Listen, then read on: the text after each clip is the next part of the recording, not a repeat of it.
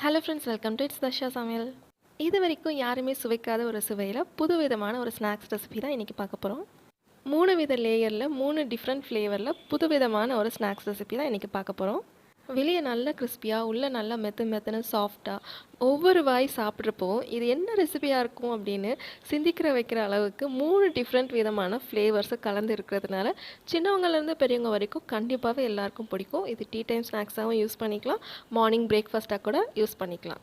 2 பீஸை வச்சு பக்கத்தில் டீ, காஃபி இல்லைனா ஜூஸ் வச்சிங்கன்னா வயிறு ஜம்முன்னு நிறைஞ்சிரும். இந்த இன்ட்ரெஸ்டிங்கான டிஃப்ரெண்ட்டான ஸ்நாக்ஸ் ரெசிபி எப்படி பண்ணுன்னு பார்க்கறதுக்கு முன்னாடி நம்ம சேனல் இட்ஸ் தர்ஷா சமையல இப்போலாம் ஃபர்ஸ்ட் டைம் பார்க்குறீங்க, என்ன சப்ஸ்கிரைப் பண்ணல அப்படின்னா மறக்காமல் சப்ஸ்கிரைப் பண்ணிட்டு பக்கத்தில் இருக்க பெல் ஐக்கானை கிளிக் பண்ணிக்கோங்க. ஸ்டவ் ஆன் பண்ணி ஒரு பாத்திரத்தை வச்சு அதில் 2 கப் அளவுக்கு தண்ணி சேர்த்துக்கலாம். தண்ணி நல்லா கொதித்து வரட்டும். நல்லா கொதிச்சதுக்கப்புறமா தேவையான அளவுக்கு உப்பு, ஒரு 1/2 டேபிள் ஸ்பூன் அளவுக்கு எண்ணெய் சேர்த்துக்கலாம்.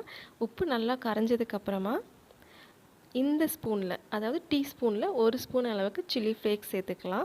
வீட்டிலே வத்தலை குறைன்னு அரைச்சி வச்சிட்டோம் அப்படின்னா சில்லி ஃப்ளேக்ஸ் இன்ஸ்டண்ட்டாக ரெடி ஆயிரும். 1 டேபிள் ஸ்பூன் ஆரிகானோ பவுடர், துளசி, கற்பூரவள்ளி, புதினா, பூண்டு இது 4யும் ட்ரை ரோஸ்ட் பண்ணி பல்ஸ் ஸ்பூனில் அரைச்சி வச்சிட்டோம் அப்படின்னா ஆரிகானோ பவுடர் வீட்டிலே இன்ஸ்டண்ட்டாக செஞ்சிடலாம். இப்போது 3/4 கப் அளவுக்கு வறுத்த ரவையை நம்ம இதோட சேர்த்துக்கலாம். சப்போஸ் வறுக்காத ரவையாக இருந்தால் ஒரு 2 நிமிஷம் மிதமான சூட்டில் வறுத்து எடுத்துக்கோங்க. அடுப்பை லோ ஃப்ளேமில் வச்சுட்டு அதுக்கப்புறம் ரவையை நம்ம சேர்க்குறப்போ கரெக்டாக இருக்கும்.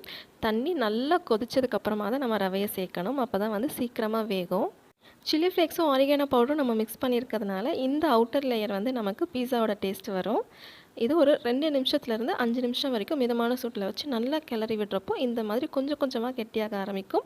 இந்த பதம் வந்ததுக்கப்புறமா நம்ம இதை சமப்படுத்திட்டு மேலே மூடி போட்டு மூடி வச்சிடலாம். நான் இன்னும் ஸ்டவ் ஆஃப் பண்ணலை. நல்லா மூடி வச்சுட்டு ஒரு 10 செகண்ட் மிதமான சூட்லேயே வேகட்டும், அதுக்கப்புறம் ஆஃப் பண்ணிடலாம். மசாலா ரெடி பண்ணுற வரைக்கும் இதை அப்படியே மூடி போட்டு இருக்கட்டும்.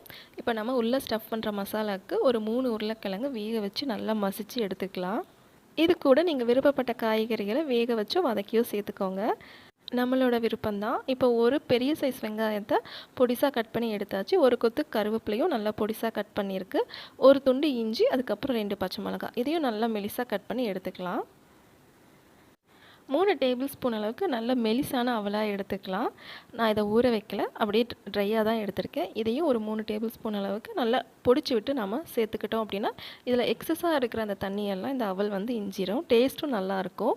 இதுக்கு தேவையான அளவுக்கு உப்பு சேர்த்துக்கலாம். ஆல்ரெடி நம்ம வெளியே லேயர் மிக்ஸ் பண்ணுறதுக்கு உப்பு சேர்த்துருக்கோம். 1/4 டேபிள் ஸ்பூன் மஞ்சள் பொடி, ஒரு 3/4 டேபிள் ஸ்பூன் சீரகத்தூள், 1 டேபிள் ஸ்பூன் கரம் மசாலா, கூடவே ஒரு 1/2 டேபிள் ஸ்பூன் அளவுக்கு சில்லி பவுடர். காரத்துக்கு ஏற்ற மாதிரி அட்ஜஸ்ட் பண்ணி காரம் சேர்த்துக்கோங்க. இது எல்லாத்தையும் நல்லா கையை விட்டு அழுத்தி பிசைஞ்சு எடுத்துக்கலாம். மசாலா எல்லாம் ஒன்றோட ஒன்று நல்லா மிக்ஸ் ஆகிட்டும். இந்த மசாலாவை நம்ம ஆரு பரோட்டா செய்கிறதுக்கும் யூஸ் பண்ணால் டேஸ்ட்டு சூப்பராக இருக்கும். வேறு ஏதாவது ஸ்டஃபிங்க்கும் நம்ம யூஸ் பண்ணிக்கலாம். நம்ம ஆல்ரெடி வேக வச்சுருந்தோம் இல்லையா ரவை, அது நல்லா குக் ஆயிடுச்சு. பார்த்திங்களா, இந்த அளவுக்கு கன்சிஸ்டன்சி இருந்தால் நம்ம ஸ்நாக்ஸ் செய்கிறதுக்கு கரெக்டாக இருக்கும். ஒரு தடவை நல்லா மிக்ஸ் பண்ணி விட்டுட்டு கையில் லைட்டாக ஆயில் அப்ளை பண்ணி நமக்கு தேவையான அளவுக்கு மாவை எடுத்து நம்ம உருண்டை ஷேப்பில் உருட்டி எடுத்துக்கலாம். கொஞ்சம் சூடாக இருக்கப்பவே நம்ம செஞ்சோம் அப்படின்னா தான் ரவை பர்ஃபெக்டான ஒரு ஷேப்பில் கிடைக்கும் நமக்கு. இந்த மாதிரி மெலிசாக தட்டி எடுத்துக்கலாம். அப்போ தான் நம்ம உள்ளே ஸ்டஃப் பண்ணி நம்ம ரோல் பண்ணுறப்போ கரெக்டாக இருக்கும், எல்லா இடத்துலையும் ஈவனாக இருக்கும் மசாலா. இப்போ நமக்கு ஒரு தேவையான அளவுக்கு மசாலாவை உள்ளே வச்சுட்டு நம்ம இந்த உருண்டையை கொஞ்சம் கொஞ்சமாக நம்ம ஷேப் கொண்டு வந்துடலாம். ரவை வெதுப்பான சூட்டில் இருக்கிறப்பவே நம்ம இந்த மாதிரி ப்ரெஸ் பண்ணுறப்போ அழகாக ரவுண்ட் ஷேப்க்கு நமக்கு கிடச்சிரும். சப்போஸ் ஆறிடுச்சு அப்படின்னா கொஞ்சம் கஷ்டப்படணும் அந்த ஷேப் கொண்டு வரதுக்கு. அதனால் முடிஞ்ச அளவுக்கு ரவை கொஞ்சம் சூடாக வெதுப்பாக இருக்கப்பவே இந்த ஷேப்ஸ் எல்லாம் டக்குன்னு பண்ணிட்டா ஈஸியாக முடிஞ்சிடும். ரவுண்ட் ஷேப்பில் பண்ணிவிட்டு கட்லெட் மாதிரி தட்டிட்டு அதுக்கப்புறம் இந்த ஓரங்கள் எல்லாத்தையும் லைட்டாக இந்த மாதிரி நம்ம அமைக்கி விட்டோம் அப்படின்னா நமக்கு ஸ்கொயர் ஷேப்பில் கிடச்சிரும். எந்த ஷேப் உங்களுக்கு விருப்பமோ அந்த ஷேப்பில் கூட நீங்கள் செஞ்சுக்கலாம். அவ்வளோதான், பார்க்குறதுக்கு எவ்வளோ அழகாக முத்து போல் ரெடி ஆகிடுச்சு. இது பண்ணுறது ரொம்ப சுலபம், ரொம்ப வேலைலாம் இல்லை. இதே மாதிரி நம்ம எல்லாத்தையும் ரெடி பண்ணிக்கலாம். இப்போ நம்ம எல்லாத்தையுமே இந்த மாதிரி ரெடி பண்ணி வச்சிட்டோம். இப்போ மேலே நம்ம லேயர் கொடுக்கணும். அதுக்கு ஸ்லர்ரி ப்ரிப்பேர் பண்ணுறதுக்கு தேவையான அளவு கார்ன்ஃப்ளவர் மாவு எடுத்துகிட்டு அது கூட தேவையான அளவுக்கு உப்பு, கொஞ்சமாக மிளகு பொடி சேர்த்து தேவையான அளவுக்கு தண்ணியை ஊற்றி கட்டிகள் எதுவும் இல்லாமல் நல்லா ஃபைன் பேஸ்ட்டாக கரைச்சி எடுத்துக்கலாம். தின்னாக இந்த அளவுக்கு கோட் ஆகிற அளவுக்கு நம்ம கரைச்சி எடுத்துக்கிட்டாவே போதும். சப்போஸ் உங்களுக்கு திக்காக கோட் பண்ணோன்னா இன்னும் கொஞ்சம் திக்காகவே மாவு நீங்கள் தண்ணி ஊற்றி கலக்கி எடுத்துக்கலாம். இந்த மாதிரி நம்ம ஒரு பீஸை எடுத்து ஃபுல்லாக இதில் டிப் பண்ணி எடுத்துகிட்டு அதுக்கப்புறம் நம்ம ப்ரெட் க்ரம்ஸில் ஒரு தடவை ஃபுல்லாக நம்ம அவுட்டர் கோட்டிங் கொடுத்துட்டோம் அப்படின்னா சூப்பரான ஒரு கிறிஸ்பி லேயர் ரெடி ஆயிரும். நான் இன்றைக்கி ப்ரெட்டை எடுத்து மிக்ஸி ஜாரில் ஒரு பல்ஸில் போட்டு தான் எடுத்திருக்கேன். எக்ஸ்பைரி டேட்டை பார்த்துட்டு நீங்கள் ப்ரெட்டை வந்து யூஸ் பண்ணுங்கள். இந்த மாதிரி ஸ்நாக்ஸ் செய்கிற மாதிரி இருந்ததுன்னா ப்ரெட்டை வாங்கிட்டு வந்து க்ரம்ஸ் ரெடி பண்ணி ஒரு 4-5 நாள்லேயே யூஸ் பண்ணி முடிச்சிட்டிங்கன்னா கரெக்டாக இருக்கும். இல்லை அப்படின்னா ப்ரெட் க்ரம்ஸ்னு தனியாகவே விற்பாங்க, ஒரு டப்பாவில் போட்டு அதை கூட வாங்கிக்கலாம். நம்ம எல்லாத்தையுமே இந்த மாதிரி ரெடி பண்ணி வச்சதுக்கப்புறமா எண்ணெய் நல்லா சூடாக இருக்கணும். போடுறப்போ இங்கே பார்த்தீங்களா இந்த மாதிரி நல்லா நுர வரணும். அப்போ தான் எண்ணெயும் குடிக்காது, மேலே இருக்க லேயரும் நமக்கு தனியாக கலண்டு வராது, நல்லா கிறிஸ்பியாகவும் நமக்கு கிடைக்கும். உங்களுக்கு ஈஸியாக காட்டணும் அப்படிங்கிறதுக்காக நான் சிங்கிள் பீஸாக போட்டு இன்றைக்கி காட்டியிருக்கேன். இதே சட்டியில் நம்ம 3 பீஸு கூட அழகாக போட்டு எடுத்துடலாம்.